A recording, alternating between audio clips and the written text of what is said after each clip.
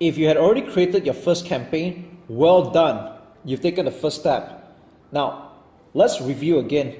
This was the same example in the previous video where I created a conversion campaign on how to get leads for this upcoming live event. All right, so by clicking this, and then we'll check it out, there's only one ad set. This was exactly what I created, and this is running on a budget of $5 a day.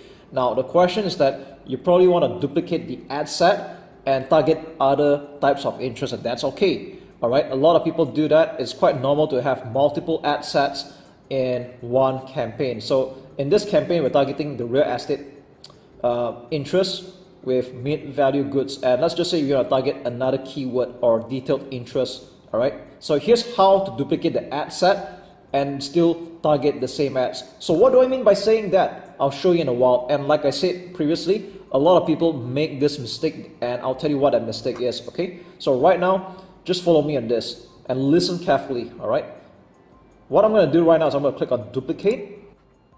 All right, original campaign, let's just leave it be. All right, so right now you see that there's a duplicate of this campaign here, and the name of the ad set is the same name except there's this word hyphen copy right in front. Now, ad set name is something I'll change last. Let's just go down and see what we're going to change. All right, conversion, website lead, let's leave that alone. Dynamic creative, leave that alone. Offer, leave it alone. Budget and schedule, you may choose to leave it alone as well. So normally if I'm going to do $5 a day per ad set, I'll just have several of them that way. Next up, let's go to audience, custom audience, let's leave it alone. Location, in this case, because this is about a property and I want to get people around the vicinity to come to our free talk, I'm going to leave this alone as well.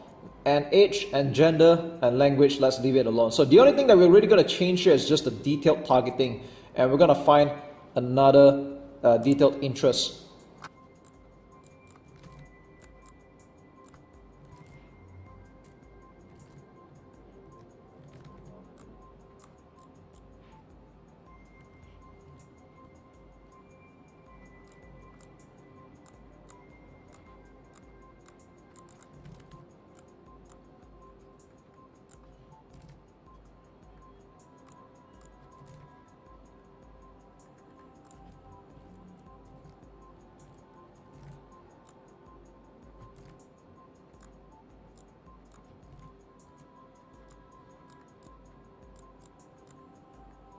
So that took me a while, and after putting in a few detailed targeting, we are able to reach a potential reach of 320,000 people. So it's okay, but like I said, this is just an example I'm showing you right now. Again, ideally, I would like to put it like 350,000 people to 1 million people, all right? So this takes a while to actually hone down, and you might also want to take a look at suggestions as well. You can see what other suggestions we could come up with as well. Okay, so you have like real estate entrepreneur, and let's see how many we can get right now.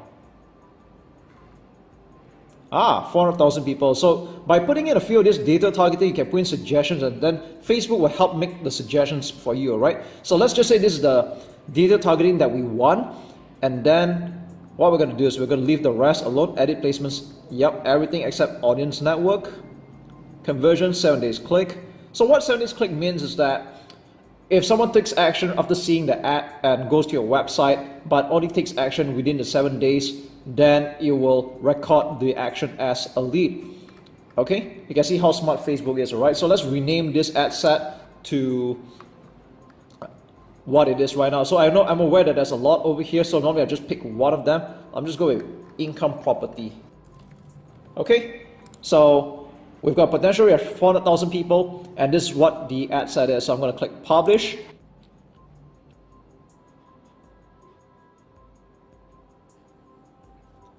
You can see that took quite a while, and it took me like, I think probably a minute for the whole thing to get approved. So if you see some slowdown, don't be alarmed.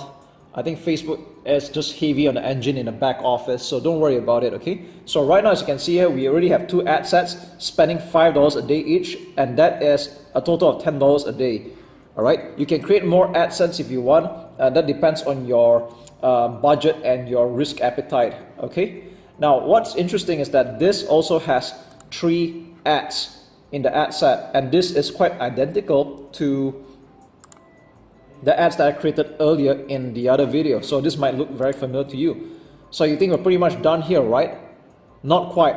Now you see, even though the ads are the same, but in actuality they're just duplicates. And what happens that a lot of people, they don't know how the ad sets actually work, or rather the ads in this case. What happens is that when they have all these ads running, and when people start to like and comment, and then they will see another similar ad but without the history of it, because they are actually different ads altogether. Alright, so I'm going to say it again because this is a part that a lot of people don't understand. Like, let's just say, for example, this ad is running, and I think the best way for me to show you is by clicking on this thing at the top right. Click on Facebook post with comments.